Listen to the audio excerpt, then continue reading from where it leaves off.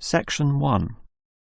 You will hear two colleagues, Marcus and Ella, discussing a work project. First, you have some time to look at questions 1 to 5.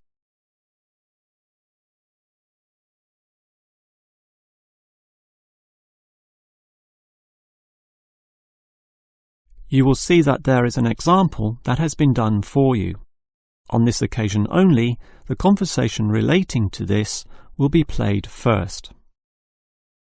Okay, Ella, as you know, the deadline for this project is the end of the month, so we'd better plan it well. Yes, I've already been thinking along those lines, and I've decided we should divide this project into 3 phases. The pre-phase, then phase 1, and then phase 2, with strict deadlines involved for each one. The woman uses the term pre-phase, so pre-phase has been written in space. Now we shall begin. You should answer the questions as you listen, because you will not hear the recording a second time. Now listen carefully and answer questions 1 to 5. Okay, Ella, as you know, the deadline for this project is the end of the month, so we'd better plan it well. Yes, I've already been thinking along those lines, and I've decided we should divide this project into 3 phases. The pre-phase, then phase 1, and then phase 2, with strict deadlines involved for each one. Given that we have to finish this quickly, that sounds good. Tell me more. The pre-phase is the simplest. We just need to allocate a space or a place to do our planning, and this space will need to be quite big. Sure, and we have to decide on the equipment needed as well. Remember the last project when we didn't have enough projectors to present our ideas? We lost lots of time there. Yes, that was a bad start. That's why, after the pre-phase is finished, I've allocated a mere 3 days for phase 1. That will involve drawing the plans. We'll need Jenna to help us. And Marco. Yes, but not Susan. Susan is just far too busy to participate, as much as I'd like her in the team. Let's just take Fred instead. He'll do. Sure, Fred's not as experienced as Greg, but I agree he'll do fine for this job. Then it's straight into phase 2. Collecting, collating, analysing and preparing the final report. Can we do that in 5 days? I think that's optimistic, which is why I scheduled 6. That's almost a week. Do we have that much time? We do, and with the right people, 6 days should see the job done. Who are the people for this phase? Arthur and Rob, right? No, Arthur's got other things to do, and Rob's on leave, so Mike alone will be the main man on this part. He's done it before, so it should be fine. But he may need some help with the smaller tasks, someone who is good with detail and procedures. Peter's not free at the moment, so I can arrange Leo to chip in some time and advice. Leo's very useful, particularly under pressure. And that's everything sorted. Well done, Ella. This report should certainly be ready in time. Before you hear the rest of the conversation, you have some time to look at questions 6 to 10.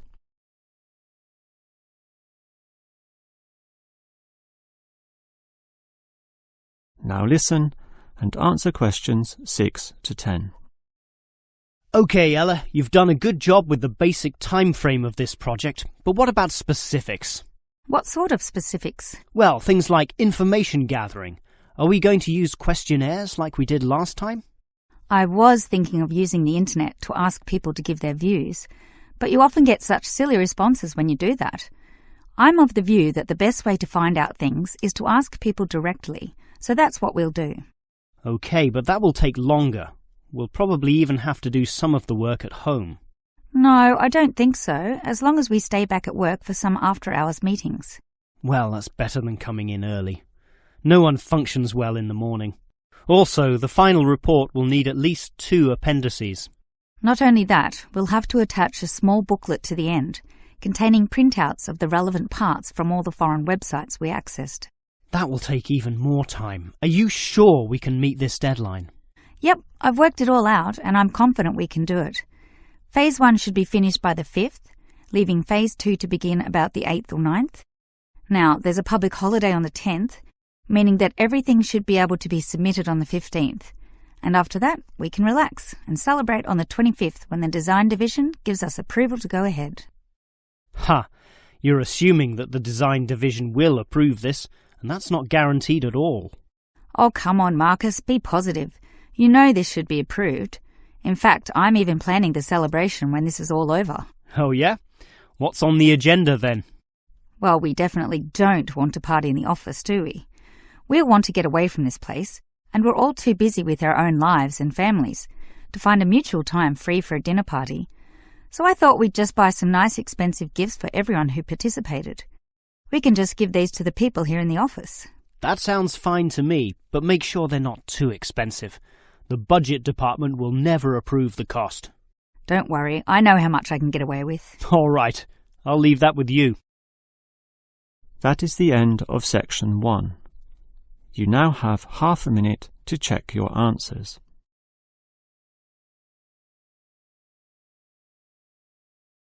Now turn to section 2. Section 2. You will hear a guide talking to a group of visitors about a national park. First, you have some time to look at questions 11 to 16.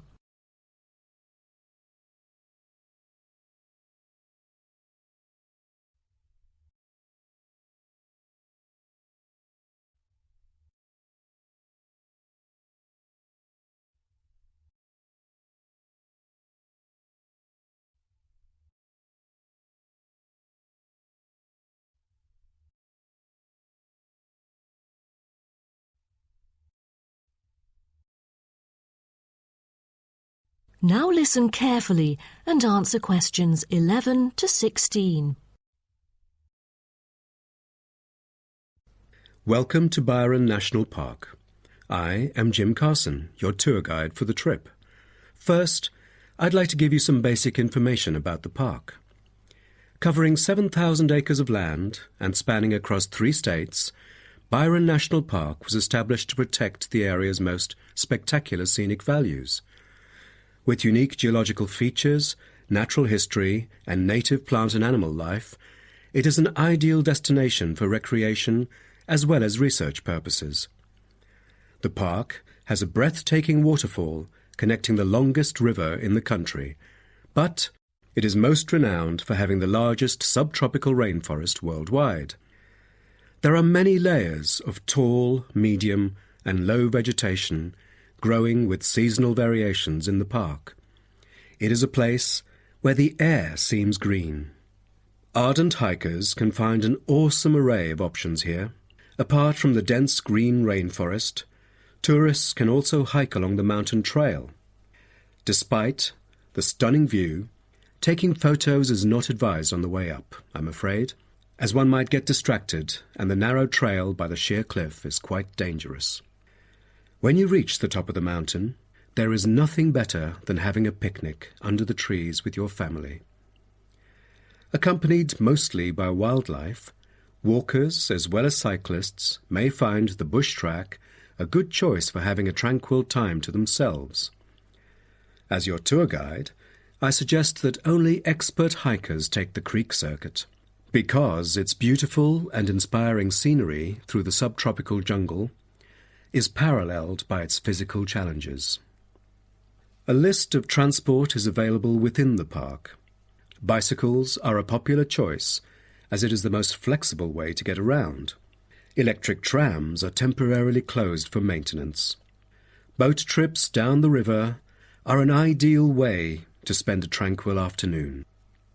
Rest assured that transport within the park is covered in the bill.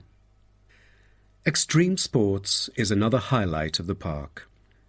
There are, for adventurous grown-ups, especially those who are comfortable with having a racing heart, scary as it may sound, it is actually safe to participate in extreme sports under strict instructions and close supervision. Abseiling is available regardless of the weather. It is a fun way to overcome fear of heights, gain new skills, and get an adrenaline rush. Bungee jumping and paragliding are also available, except for during the summer. At this point, you might worry about meals here. Well, even though there is only one restaurant in the park at the moment, The variety of dishes is astonishing. There are 2 meals included in the price. Just get your meal ticket at the reception before dining. Also, there is no need to make reservations or worry about availability, since there are plenty of tables. Before you hear the rest of the talk, you have some time to look at questions 17 to 20.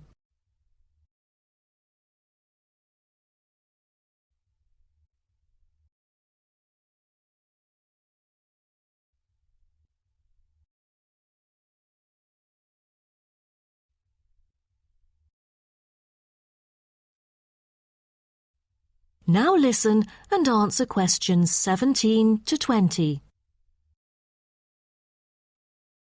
During your stay here, you might want to know what there is to do. Let's turn to the plan so I can familiarize you with the layout of the park.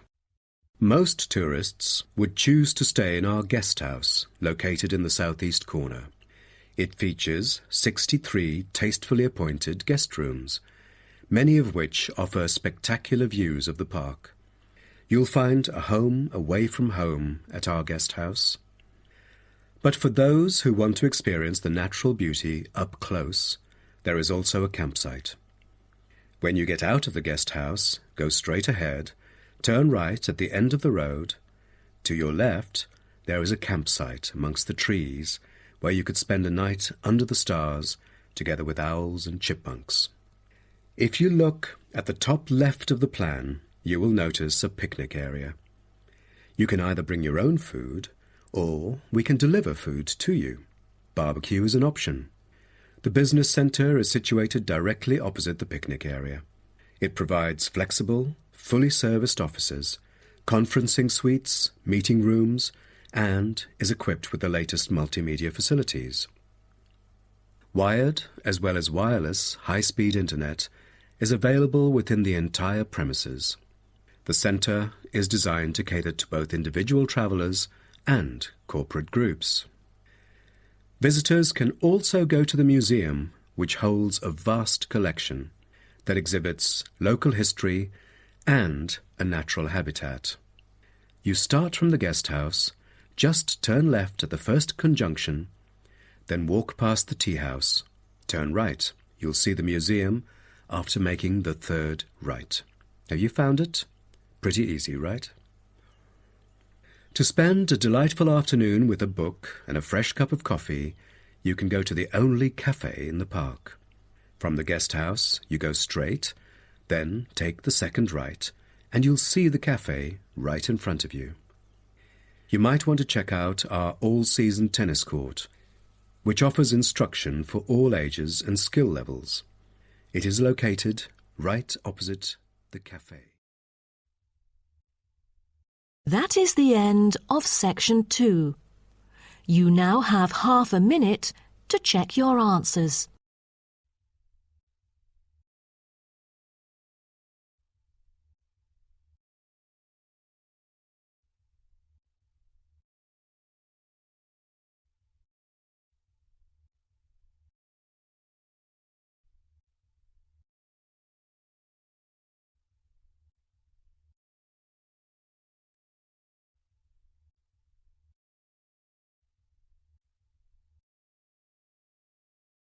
Now turn to section 3. Section 3. You will hear a conversation between 3 people about use of university computers. First, you have some time to look at questions 21 to 27.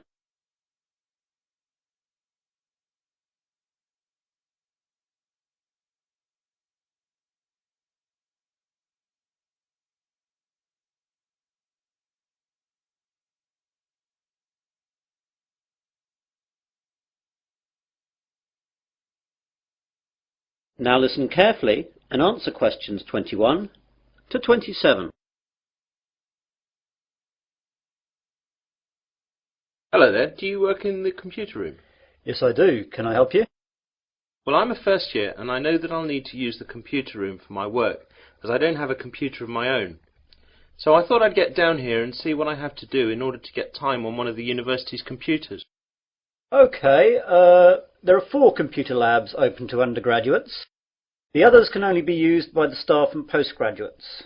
The names of the 4 labs you can use are Wimborne, Franklin, Salisbury and Court. Wimborne and Court are in this building, the Johnson building. Franklin is in the Computer Sciences building and Salisbury is in the library. So I can use them whenever I like? Well, you can use them, but not whenever you like.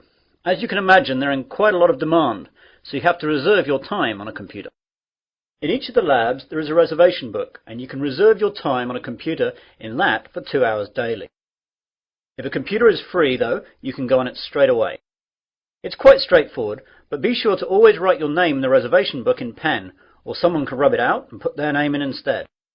Oh my God, does that really happen? I'm afraid so, and far more often than you would think. When people are stressed about their assignments, they'll do anything to get some time on the computers. Better not try it yourself, though, or you'll be banned from the computers for the rest of the academic year, and your password and username will be taken away. That reminds me, I've got to get a username and password. How do I go about that then? Well, what I'll do is to pass you over to my colleague Jane, as she's in charge of all that. Jane? Yes, Dave? I've got a new student here wanting to find out about usernames and passwords. Can you help him out with that? Yeah, sure. Hi there. Hi. Well, it's a straightforward process. First of all, tell me your name and I'll type it into the system. James Smith. Right, let me do that. You see, all students are automatically given a username and then they just choose a password themselves. Okay, so your username is JamesSmith2. That's all small case. That means there must be more than one of you at the university at the moment. Well, what do you want your password to be? I think I'll choose biology, as that's the subject that I'm studying, though my girlfriend Mary will be upset that it's not her name I'm using. Well, that's all done. You can now use any of the 4 undergraduate computer labs. By the way, can I print out stuff at the labs? Yes, you can, but sometimes it's not quick. When you print, it goes into a queue and it'll be left in a tray in Franklin, as that's where all the main printers are. The good bit is that, although last year it cost 3p per page, now it doesn't cost you anything. You now have some time to look at questions 28 to 30.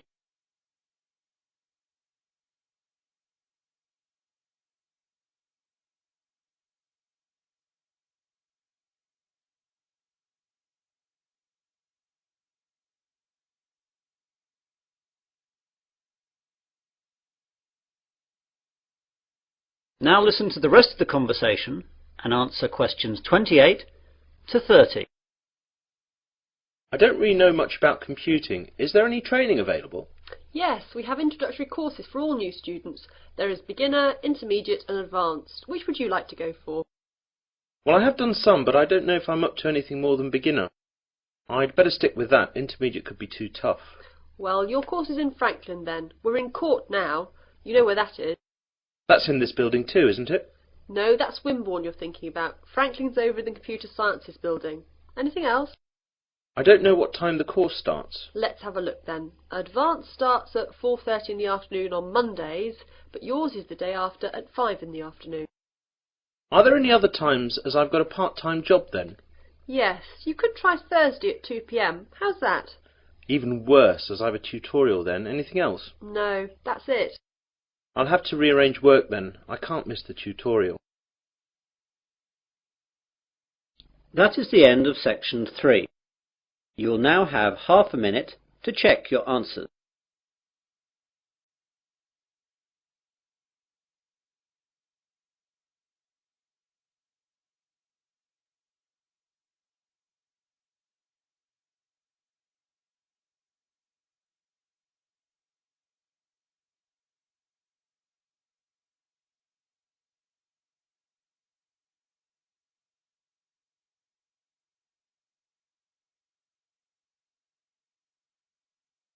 Now turn to section 4.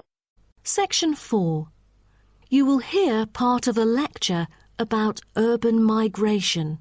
First, you have some time to look at questions 31 to 40.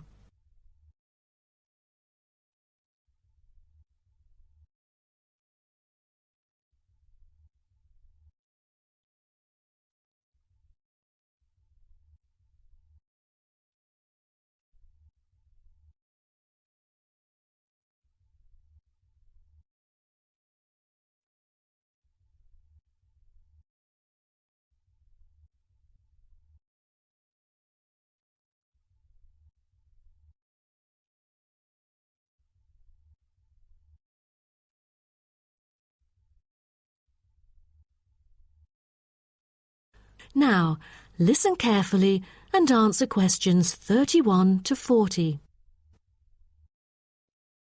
Good afternoon, and welcome to my talk on urban migration today. The world has experienced unprecedented urban growth in the recent decades. As much as 3% of Earth's landmass has been urbanized, an increase of at least 50% over previous estimates. Today, people living in cities already outnumber those in rural areas, and the trend does not appear to be reversing.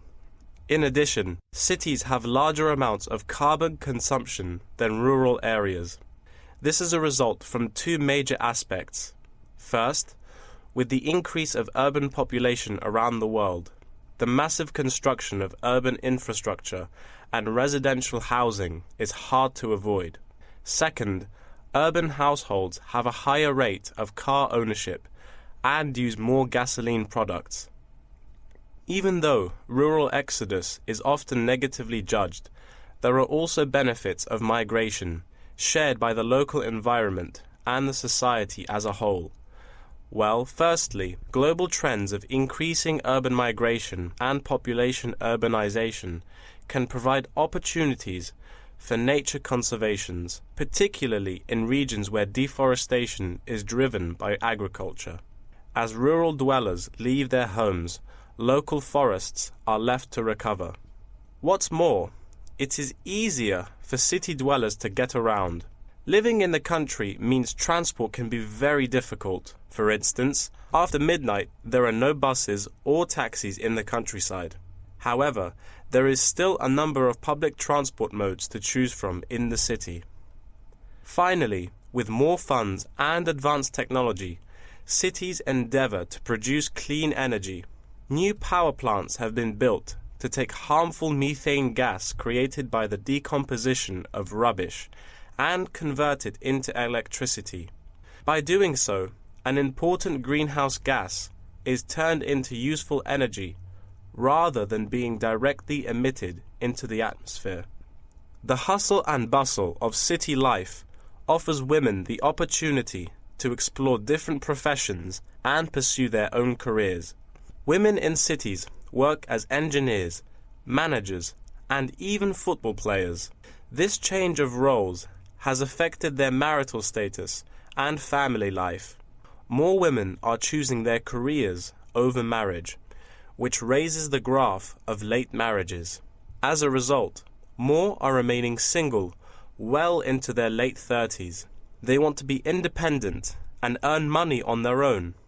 It is also easier for them to get a promotion while working in the city. Women are slowly achieving wider participation at work, while in rural areas the mindset is still very conservative.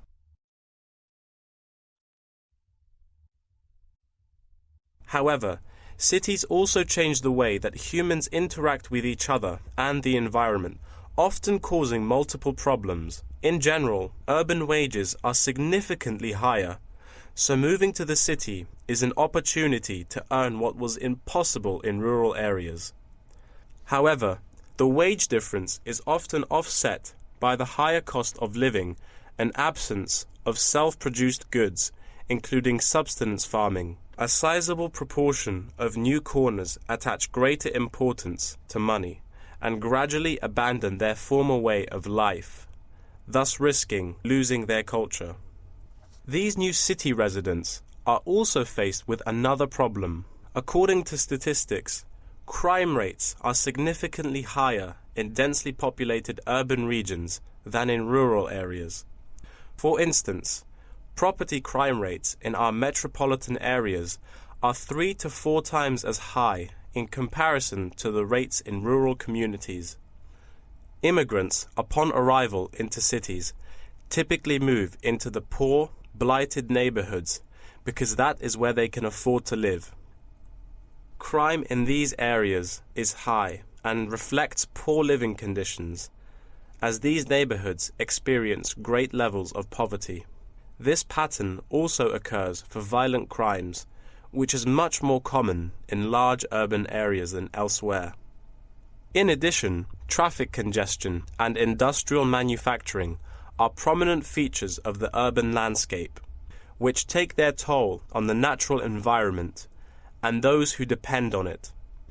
Air pollution from both cars and factory emissions affect the health of countless urban residents. Rural to urban migration can boost the urban economy. With a better economy, cities provide their residents with better welfare, but the concentration of services and facilities such as education, health, and technology in urban areas inevitably contributes to greater energy consumption.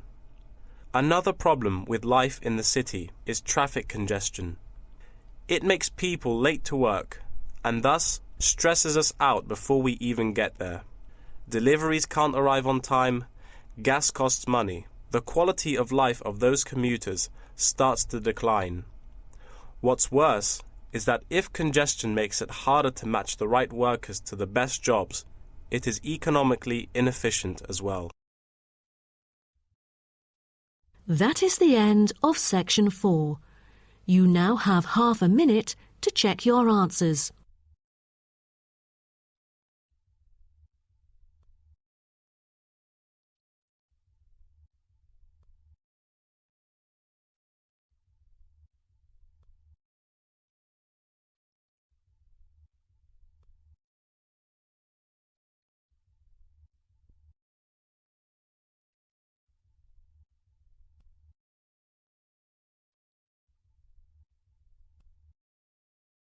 That is the end of the listening test.